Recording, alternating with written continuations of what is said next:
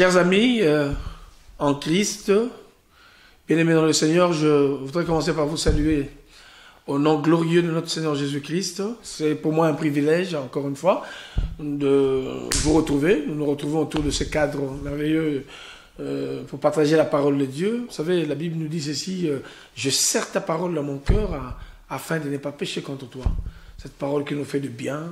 Rassurez-vous que c'est pour moi un vrai privilège de passer ce temps avec vous. Permettez-moi de prier, hein, parce que nous venons dans cette émission Je médite de Maranatha Télévision, qui est un moment excellent, un privilège pour chacune de nous, pour que nous puissions partager la parole de Dieu ensemble. Je voudrais prier pour appeler la faveur de Dieu sur chacun de nous. Seigneur, merci de bénir ce temps que nous te dédions. Que le Saint-Esprit prenne le contrôle de toutes choses. Nous te promettons toute la gloire et tout l'honneur. Au nom de Jésus. Amen. Voilà, je voudrais prendre la deuxième partie de la méditation de l'Ancien Testament. Vous savez, nous sommes dans le livre de 2 Rois, hein, où nous partageons agréablement la parole de Dieu, où nous découvrons pas mal de richesses concernant notre vie. Alors, là, nous sommes dans le livre de 2 Rois, au chapitre 7, du premier verset jusqu'au verset 20. Je lis la parole de Dieu. Si vous avez vos Bibles, ce serait une très bonne chose. Élisée dit, écoutez la parole de l'Éternel. Ainsi parle l'Éternel. Demain, à 7 heures, on aura une mesure de fleur de farine pour un cycle et 2 mesures d'orge pour un cycle à la porte de Samarie. L'officier sur la main duquel s'appuyait le roi répondit à l'homme de Dieu. Quand l'Éternel ferait des fenêtres au ciel, pareille chose n'arriverait-elle? Et Élisée dit, tu le verras de tes yeux, mais tu n'en mangeras point. Il y avait à l'entrée de la porte 4 lépreux qui se dirent l'un à l'autre, quoi? Resterons-nous ici jusqu'à ce que nous mourions? Si nous songeons à entrer dans la ville, la famine est dans la ville, et nous y mourrons. Et si nous restons ici, nous mourrons également. Alors, allons nous jeter dans les camps des Syriens. S'ils nous laissent vivre, nous vivons. Et s'ils nous font mourir, nous mourrons. Ils partirent donc au crépuscule pour se rendre au camp des Syriens. Et lorsqu'ils furent arrivés à l'entrée du camp des Syriens, voici, il n'y avait personne. Le Seigneur avait fait entendre dans les camps des Syriens un bruit de chars et un bruit de chevaux. Le bruit d'une grande armée, et ils s'étaient dit l'un à l'autre, voici le roi d'Israël a pris à sa solde contre nous, le roi des Essiens et le roi des Égyptiens, pour venir nous attaquer. Et ils se levèrent et prirent la fuite au crépuscule, abandonnant leurs tentes, leurs chevaux et leurs ânes. Le camp tel qu'il était, et ils s'enfuirent pour sauver leur vie. Les lépreux étant arrivés à l'entrée du camp, pénétrèrent dans une tente, mangèrent et burent, et en emportèrent de l'argent et de l'or, et des vêtements qu'ils allèrent cacher. Ils revinrent, pénétrèrent dans une autre tente, et en emportèrent des objets qu'ils allèrent cacher. Puis ils se dirent l'un à l'autre, nous n'agissons pas bien. J'aime cette parole. Cette journée est une journée de bonnes nouvelles. Si nous gardons le silence et si nous attendons jusqu'à la lumière du matin, le châtiment nous atteindra. Venez maintenant et allons informer la maison du roi. Ils partirent et ils appelèrent les gardes de la porte de la ville auquel ils firent ce rapport. Nous sommes entrés dans le camp des Syriens et voici il n'y a personne. On n'y attend aucune voix d'homme. Et il n'y a que les chevaux attachés et des ânes attachés. Et les tentes comme elles étaient. Les gardes de la porte crièrent et ils transmirent ce rapport à l'intérieur de la maison du roi. Le roi se leva de nuit et il dit à ses serviteurs, je veux vous communiquer ce que font les Syriens. Comme ils savent que nous sommes affamés, ils ont quitté le camp pour se cacher dans le champ. Et ils se sont dit, quand ils sortiront de la ville, nous les saisirons vivants. Et nous entrerons dans la ville. L'un des serviteurs répondit au roi que l'on prenne 5 chevaux qui restent encore dans la ville. Ils sont comme toute la multitude d'Israël qui est restée. Ils sont comme toute la multitude d'Israël qui dépérit. Et en voyant voir ce qui se passe, on prit 2 chars avec les chevaux. Et le roi envoya des messagers sur les traces de l'armée des Syriens en disant « Allez et voyez ». Ils allèrent après eux jusqu'au Jourdain. Et voici, toute la route était pleine de vêtements et d'objets que le Syrien avait jetés dans la précipitation. Les messagers revinrent et le rapportèrent au roi. Le peuple sortit, il pilla le camp des Syriens. Et l'on eut une mesure de fleurs de farine pour un cycle et de 2 mesures d'orge, pour un cycle selon la parole de l'Éternel. Le roi avait remis la garde de la porte à l'officier sur la main duquel s'appuyait. Mais cet officier fut écrasé à la porte par le peuple et il mourut, selon la parole qu'avait prononcée l'homme de Dieu quand le roi était descendu vers lui. L'homme de Dieu avait dit alors au roi, on aura 2 mesures d'orge pour un cycle et une mesure de fleurs de farine pour un cycle demain à 7 heures et à la porte de Samarie. Et l'officier avait répondu à l'homme de Dieu quand l'Éternel ferait des fenêtres au ciel. Pareille chose arriverait-elle? Et Élisée avait dit, tu le verras de tes yeux, mais tu n'en mangeras point. C'est en effet ce qui lui arriva. Il fut écrasé à la porte par le peuple et mourut. De prime abord, si je voudrais lire cette parole, je vais l'intituler « La puissance de la parole prophétique ». Vous savez, il y a quelque chose d'assez compliqué qui se passe entre les enfants de Dieu d'un côté, les serviteurs, l'ensemble de la famille chrétienne. L'habitude tue la sacralité. Quand on est trop habitué à un endroit, quand on est trop habitué à quelqu'un que l'on connaît, malheureusement, nous oublions par moments, justement, non seulement le statut, mais ce que le Seigneur peut faire. Je voudrais vraiment que nous puissions comprendre une chose qui est importante pour moi, parce que Élisée, quoique étant de proximité avec l'officier du roi, mais j'imagine que, je crois qu'ils avaient l'habitude de parler, ils avaient l'habitude de faire les choses, au point où même la parole de l'homme de Dieu n'avait plus de valeur.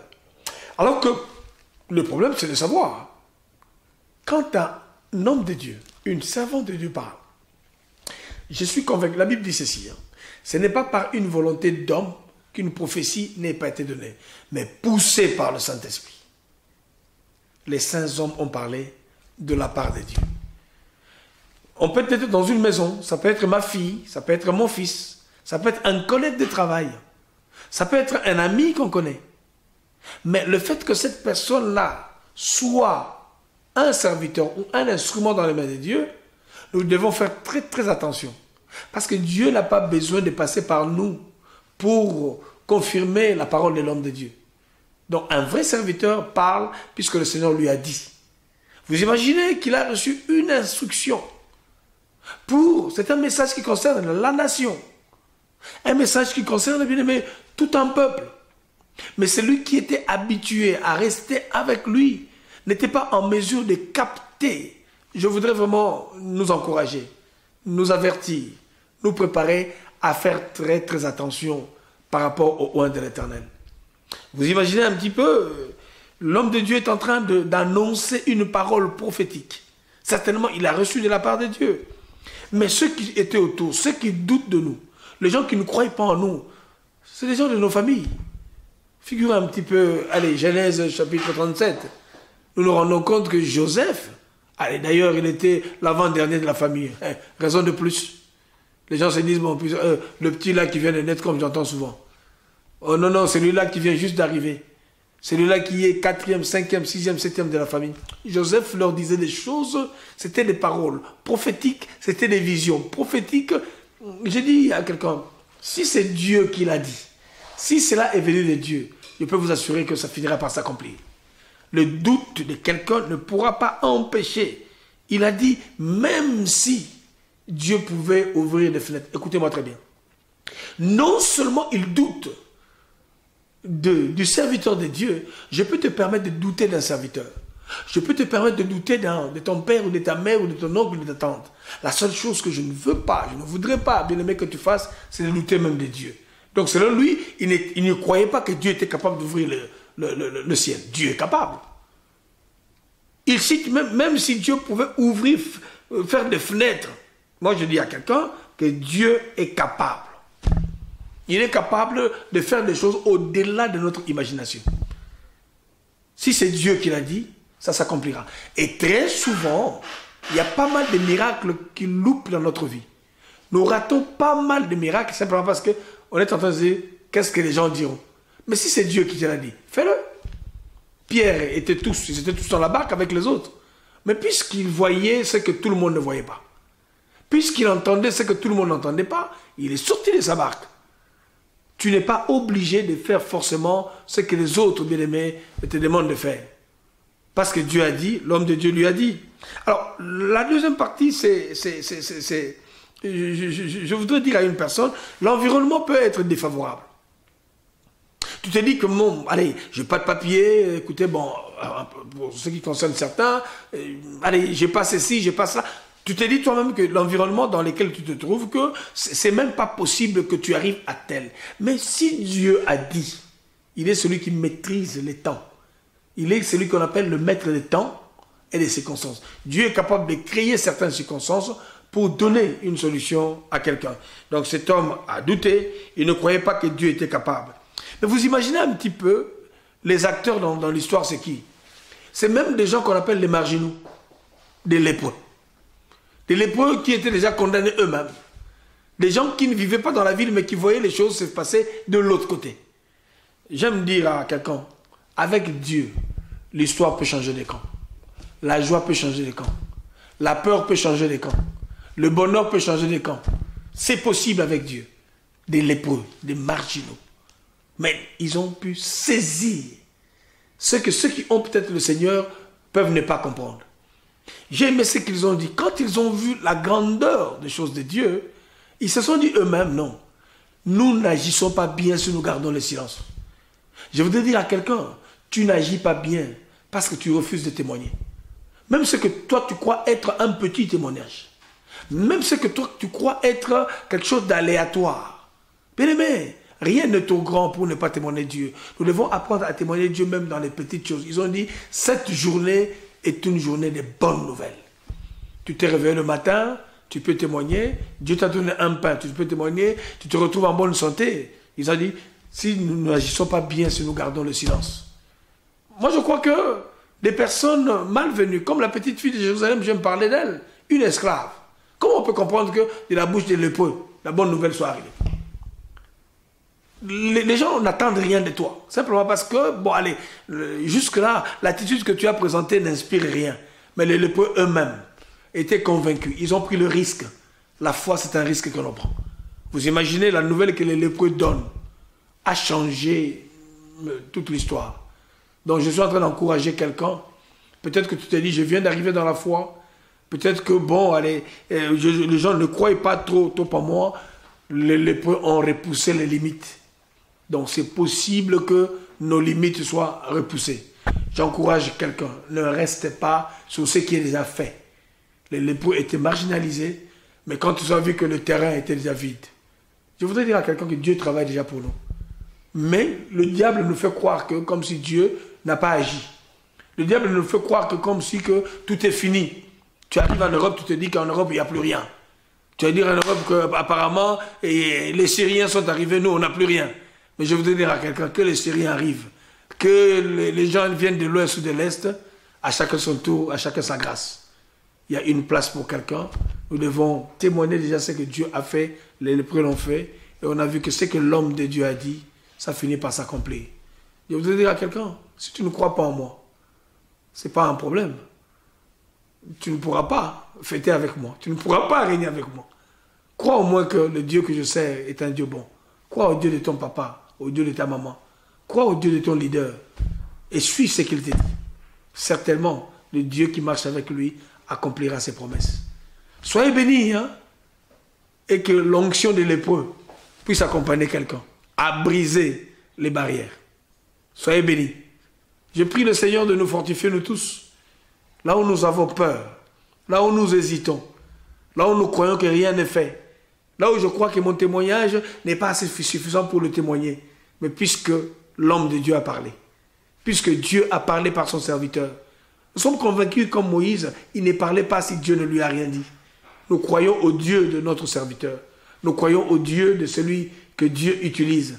Et certainement cette parole-là, ça prendra le temps que ça peut prendre, mais puisque c'est Dieu qui l'a dit, ça finira par s'accomplir.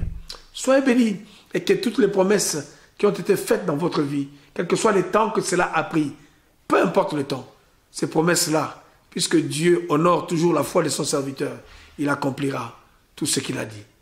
J'aime cette chanson qui nous dit, hein, Dieu est capable de faire tout ce qu'il dit, il fera. Le grand-père ne pourra peut-être pas faire parce que le grand-père peut dire mais peut ne pas accomplir, mais ce que Dieu a dit, certainement ça finit par s'accomplir. Celui qui a fait la promesse est encore vivant. Soyez bénis.